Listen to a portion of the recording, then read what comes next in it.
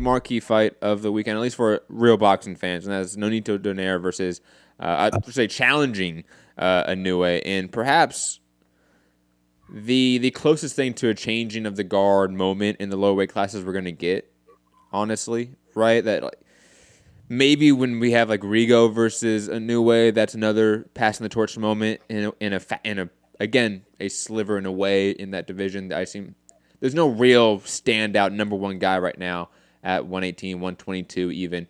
That's the older veteran that really equals that, except for maybe Donaire and Rigo. And Inoue's fighting one of them. And this is perhaps, like I said, a passing the torch moment, at least in maybe Eastern Asian boxing. And Inoue, a guy that's already on the rise and stardom in Japan, a guy that's already getting watched by millions of people every time he fights in Japan. This fight's going to be massive. It's at the Saitama Arena, the Super Arena, and it's going to be an event. I mean, if there's one thing that Japan does well, is when there's a big fight in Japan, it feels like it's something special. I'll put Japan like probably in the top 3 pound-for-pound fan bases and crowds you can watch. They're right up there with the UK. We just don't talk about it as much.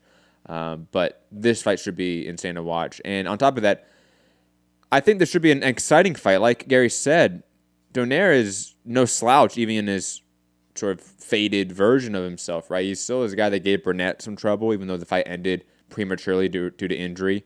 He's a guy that demolished Stephen Young, who I know isn't a top 15 guy, but still demolished him in really dramatic fashion. The power at 118 at least for Donaire is a real factor, I should say, in this matchup.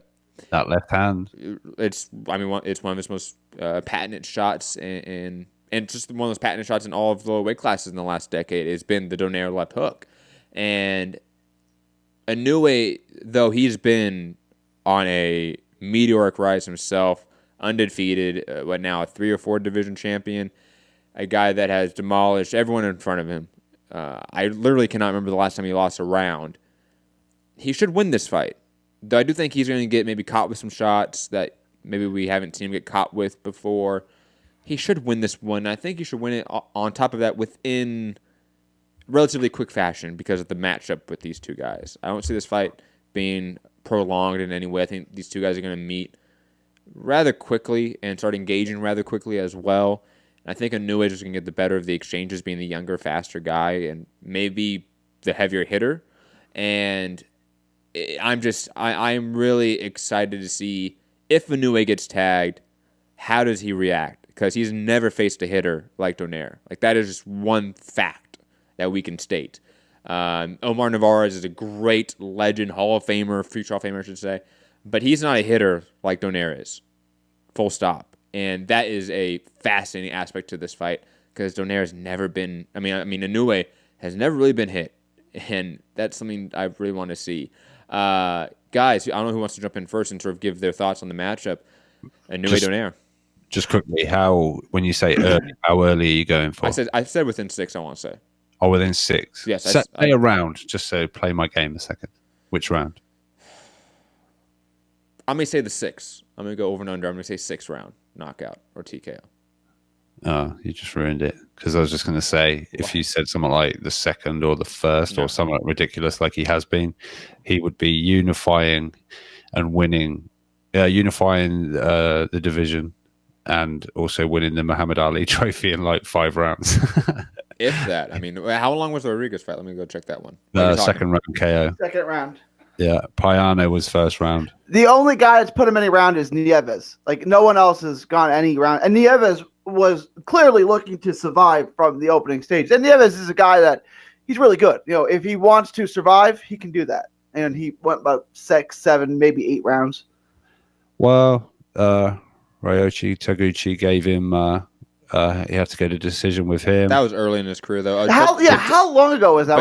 A closer one is David Carmona, who is a really durable guy. He went the distance. Taguchi was 2013. Carmona was 2016. And there's a Thai fighter that he fought that went to the 10th round, but that's Thai fighters, like, they're just tough. They're not really the most skilled fighters at times. Yeah, but very quickly, I'm backing Inoue for sure. I know Donaire is like got that big left hook, and he's been a legend. A legend, a top guy for many years. But it's almost like a passing of the torch moment for me. This is going to happen, and if anyone's interested in Donaire, he's a plus 500 or 5-1. Inoue is a minus 800. Knockout Donaire, if you fancy him to knock out the monster, that's a plus 700. Inoue is a minus 450. But I just think Inoue is just his youth. Plus his ability. Look, he's on our pound for pound hardest punches. Did he win it, or was Wilder still? I don't know. Go check out that video on our list playlist, our MMA and boxing list playlist on YouTube. I think it was like top 5 heaviest hitters or punchers in boxing today. See who won. Was it Wilder or was it Inoue? And there's some other guys that are on that list. Yeah. That was good. You like that, right? Right. That was good. For me, he's just he just seems to be touching people, and that's it. And the combinations are so crisp. We saw like Rodriguez early on in round 1. You're like, oh, it's just Could be a fight. Yeah, here we go.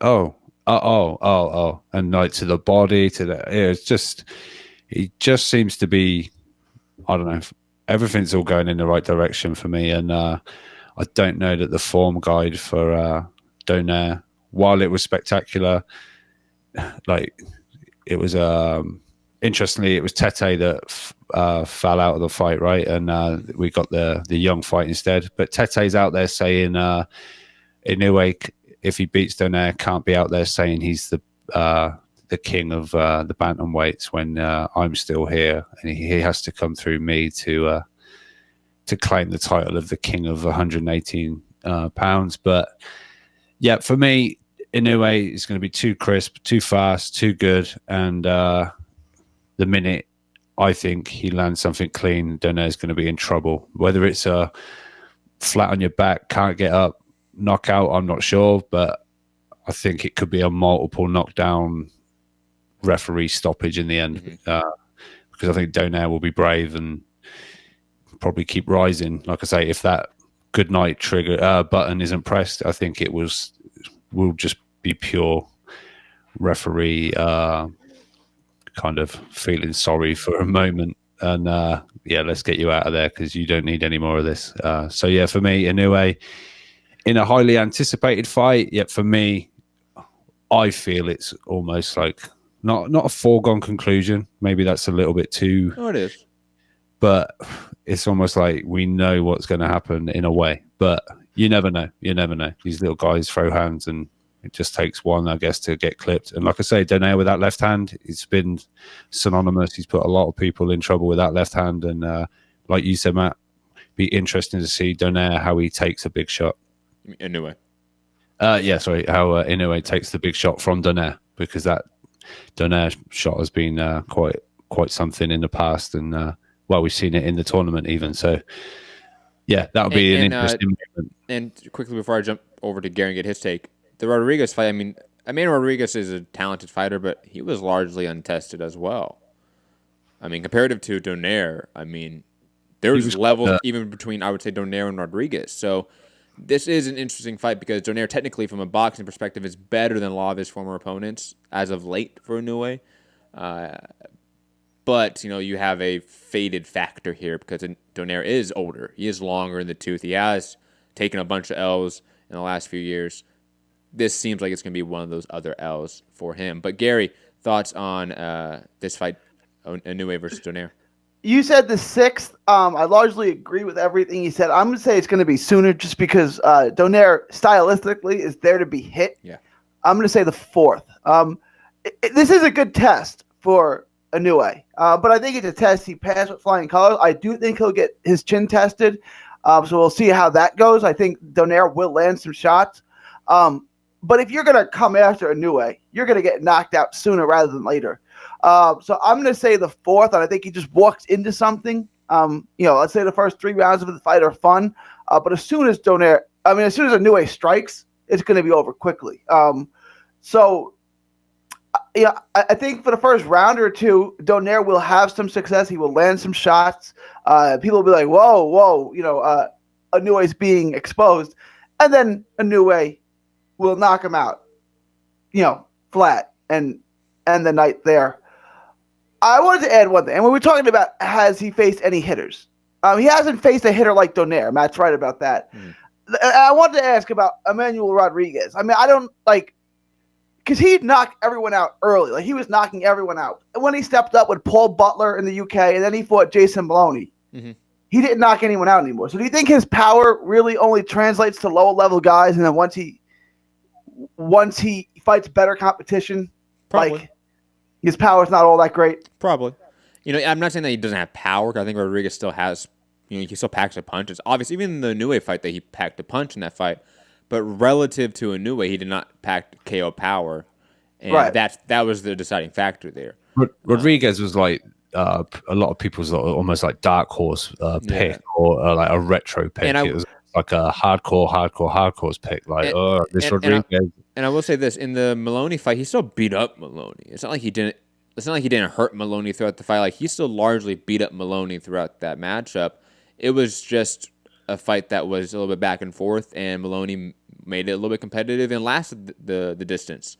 And that was kind of a new thing because, again, Rodriguez was, like Rob said, a little bit more of like a hardcore darling all of a sudden when Inoue became more of a casual boxing fan. I'm using casual in a very loose relative sense here for, obviously, since it's low weight classes. For the people that are U.S. boxing hardcore fans, now we know Inoue.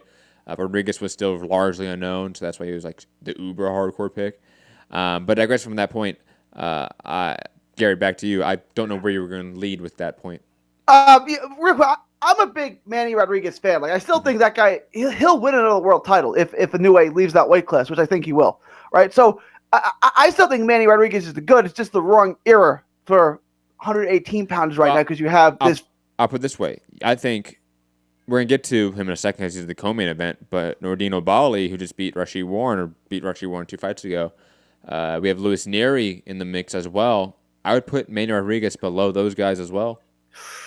And then you would think, just his size and the fights are going to be there for him, you would think Rungvisai is going to come up to 118 too, right? I mean, how much longer can he really keep going down to 115? Hell, even Estrada has to come up Estrada too. Yeah. I think a lot of those guys, like Quadras, already made the move up to 118. So I think Rungsvi and Estrada are going to move up at some point as well, to be quite honest. Well, we'll get into that. I think Rodriguez is going to beat Neri. I know I'm the only one that thinks that. And then once he does, I think you're going to look at a Obali or Rodriguez, because Rodriguez and Neri are not lined up to fight. Nordino Bali, who beat Rashid Warren, is fighting Takuma Inoue, which we're going to get to in a second. I'm sorry. I said Inoue. I meant Neri. Manny Rodriguez is fighting Luis Neri, correct? Oh, that's right. They are fighting. Yeah. I forgot about that. Damn. I think Manny Rodriguez is going to win that fight. And then after that, you'll get a Puerto Rican-Mexico showdown. So you'll get him with either Quadras or Estrada, I think. But we'll see. I don't agree with that at all. I know. But I mean, let's be honest here. One of them has a win against a Hall of Famer or a future Hall of Famer. The other doesn't. The other has never beaten a top 10 fighter. I mean, you don't want to call Maloney top 10 guy? Borderline. And then there's only he was fed a top-ranked diet, for sure. And he looked spectacular blowing him out. But you're right, the only names he has are Paul Butler, who's not that great, and Jason Maloney. Yeah. And then he got blown up by Inoue. And, of course, people might take away some of Neri's accomplishments because of the clenbuterol, which I don't agree with.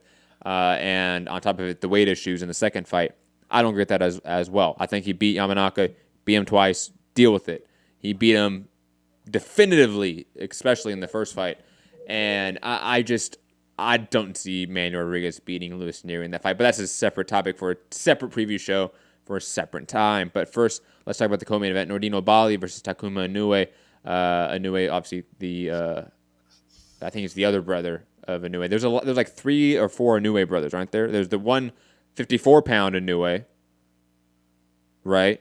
Yeah. And that's he's one of the brothers. Yeah, this Takuma Inoue is the younger brother, the youngest brother. Youngest brother, right? Okay. This should be a fun fight because Takuma Inoue is a really slick boxer and for Japanese boxers, but does not have the power that Naoya does. So I'm worried about him in this matchup because Nordino Bali is a devastating hitter. He really, I think, bothered Rashid Warren with the power and the aggressiveness of his style. I could see him just sort of bulldozing Takuma Inoue rather easily, to be honest. But I could also see Takuma Inoue outboxing him and winning a decision. It's going to be one of those fights. Guys, any thoughts on this co-main event? I do, right? Like, I'm going to pick Ubali just because I know what I have in him. Like, I know his skill set, but Takuma Inoue had his toughest fight like when he was like 18, when he fought the Filipino guy, Mark Geraldo. Yeah. And he blew him, and which I don't want to say, he took a lopsided decision.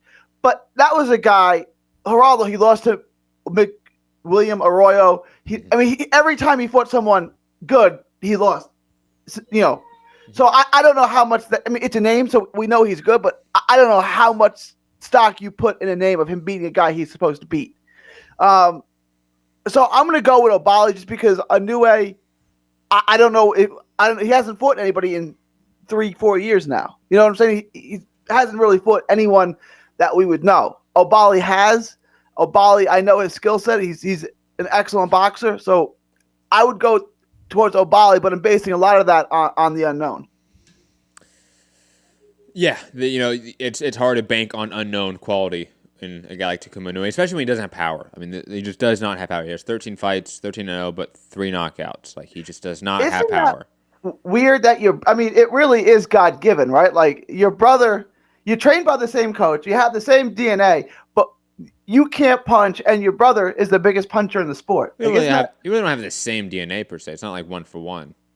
Okay, I understand. Like genetics isn't like, hey. I understand. Yes. So yeah. I think whatever the equation was for the genetics, Naoya just got the better of it, man. Like, this isn't Star Wars, guys. My father had it. My brother has it. My sister has it. What was I gonna say? I would say most of the time when we deal with like brothers in boxing, there's always one that's like significantly lesser than the other. Alvarez. Yeah, that Canelo, all of his brothers and cousins, all of them. Sorry, a little cougher.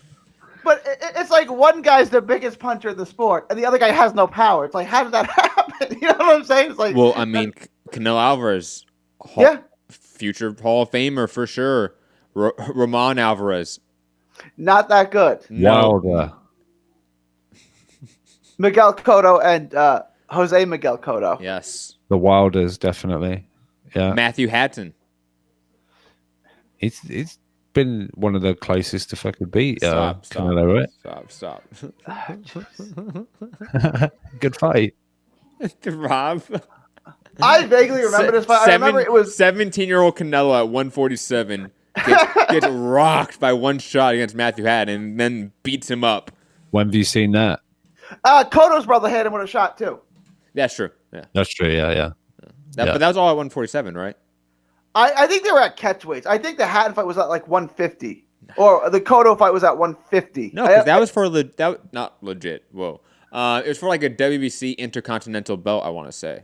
What, the Hatton one? Yeah, it was the Hatton one might have been at 146. I think that didn't Canelo then tell him like at 154, and Hatton was like, "Okay, but pay me more money, and I'll gain the extra." I don't remember this now. This was 8 years ago, or whatever. Like, this is so long ago. Yeah, it's a decade ago.